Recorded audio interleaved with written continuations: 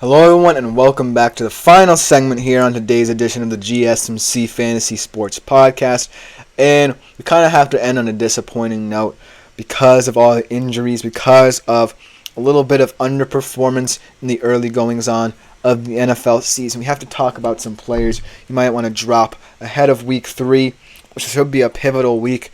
And I want to do this segment because of the underperformance we've seen from certain players in this league.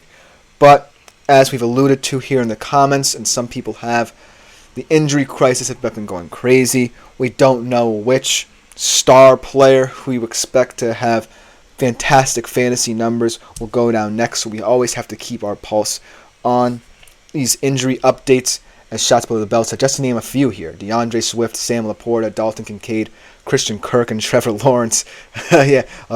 All about Jacksonville Jaguars offense. I see shots below the belt. A nod to the GSMC's network there.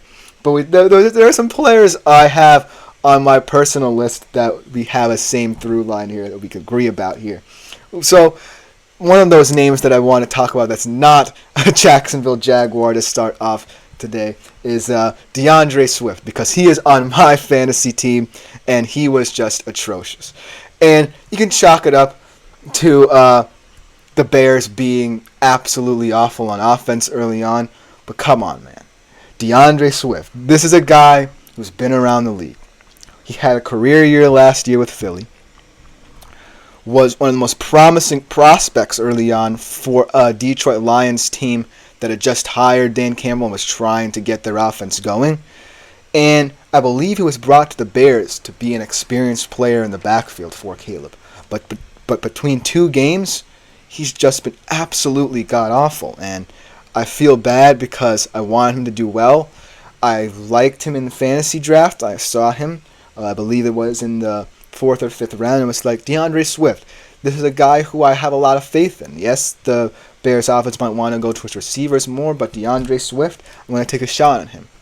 There are 2 weeks I want to drop him immediately. So DeAndre Swift is someone who, if you had high hopes about, drafted him, expected a lot out of him, that Bears offense, immediately drop him. This is something I'm going to do immediately come tomorrow morning to pick up someone and hopefully find someone better on the waiver wire. Let's talk about another running back that shots below the belt actually did not mention, but I mentioned in one of my prior shows as kind of a strategy to make the most out of an injury, the Jonathan Brooks one. Chuba Hubbard. The less we say about the Panthers offense, the better. Let's just put it that way.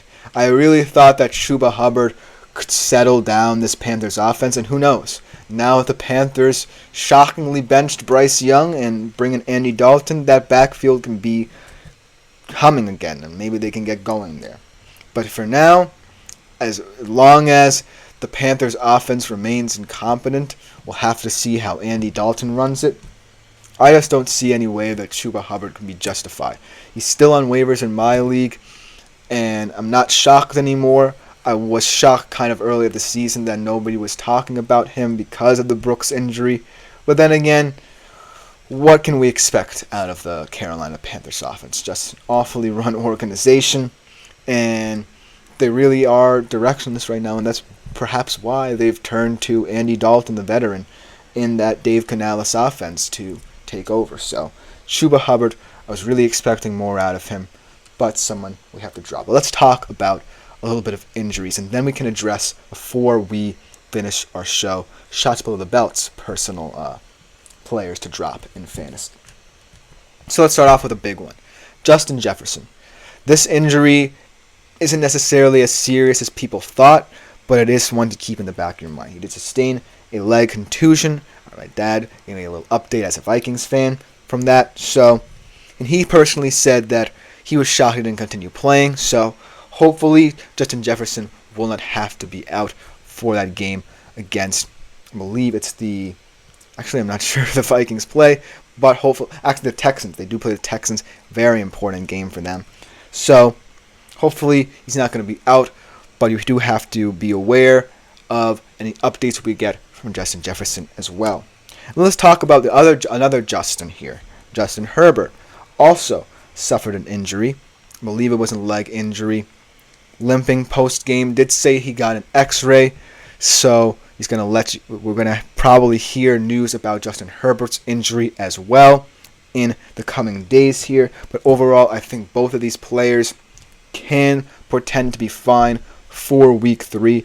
But if they're not, you might want to look to alternatives. For Justin Jefferson, I like Brandon Powell a lot in that offense. But you might want to look to the waiver wire should you be panicking about any news surrounding Justin Jefferson in the early goings. And for Justin Herbert, it's easy to supplement Justin Herbert. The QB market's wide open. A lot of guys still on the waiver wires. Mayfield, Smith, Darnold, just to name a few. Go pick them up.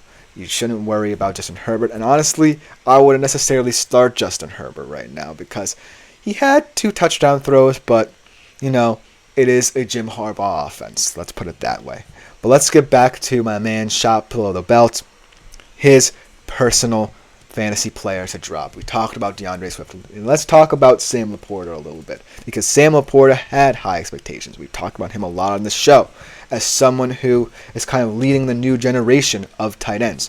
And thus creating that conundrum between this younger generation and some of the older guys like the Kelceys, the Kittles, the Andrews of the world. And well, through 2 weeks, the Lions offense really hasn't been going, and Sam Laporta hasn't been getting going either.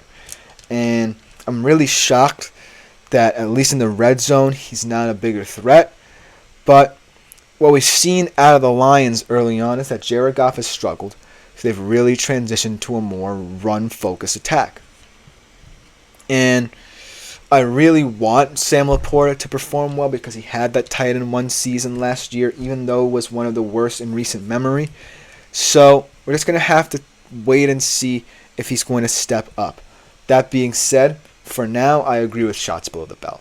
I think that Sam Laporta is someone who will potentially not be seen as a high-end tight end anymore. He may even fall outside of the top 10, if we're being real. If the Detroit Lions offense doesn't get anything going aerially. So Sam Laporta is definitely someone I can see. Dalton Kincaid I still have hope for.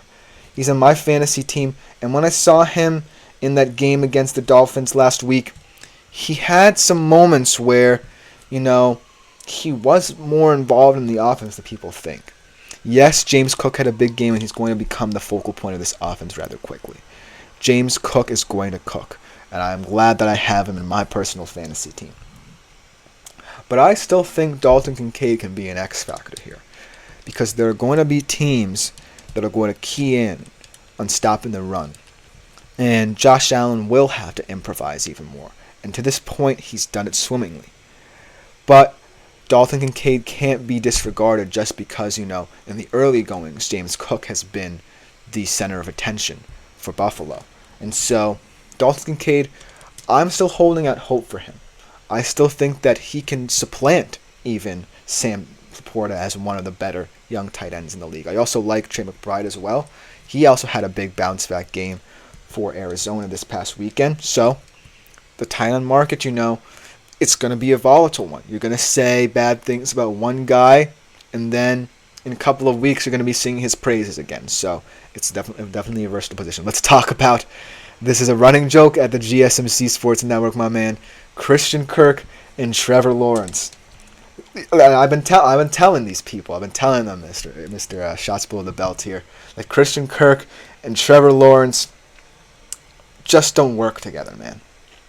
Now, we can chalk up their ineptitude offensively yesterday against Cleveland as the injury to Evan Engram, another tight end that we haven't talked about a lot and is definitely an X factor in terms of the tight end market in fantasy.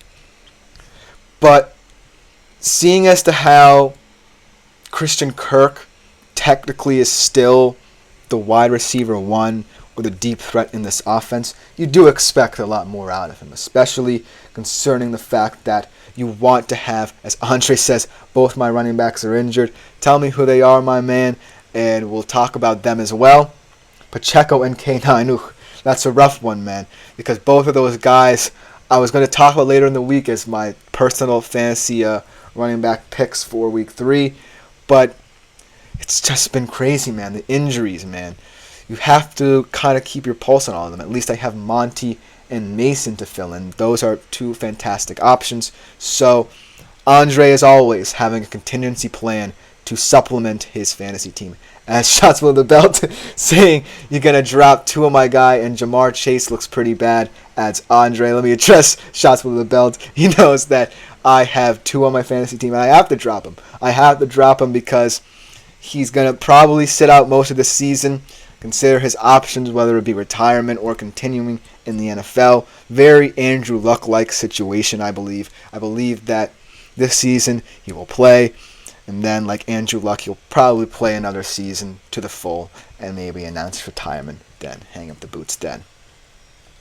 But I have to drop Tua, obviously. I like the market, though, in fantasy right now. I like the market.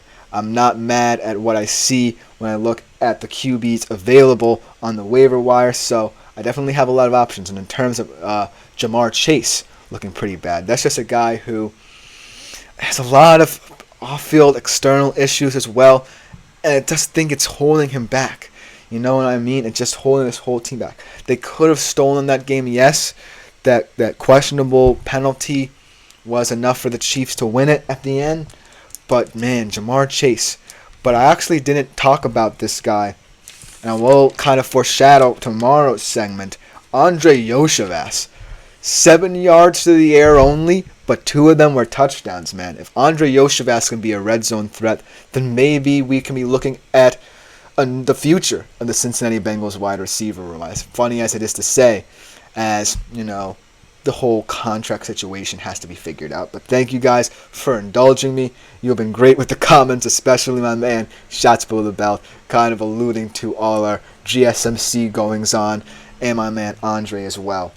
But thank you guys for tuning in. This has been the GSMC Fantasy Sports Podcast, brought to you as always by the GSMC Sports Podcast. My name is Christopher Shepard. Thank you all for tuning in. Be sure to like, follow, and subscribe to the show and the network as a whole. Continue doing a great job commenting the super chat, super thanks, and super stickers features here on YouTube. But as always, we'll be right back here tomorrow at 3:30 p.m. Eastern for another edition of the GSMC Fantasy Sports Podcast. Thank you all for tuning in yet again.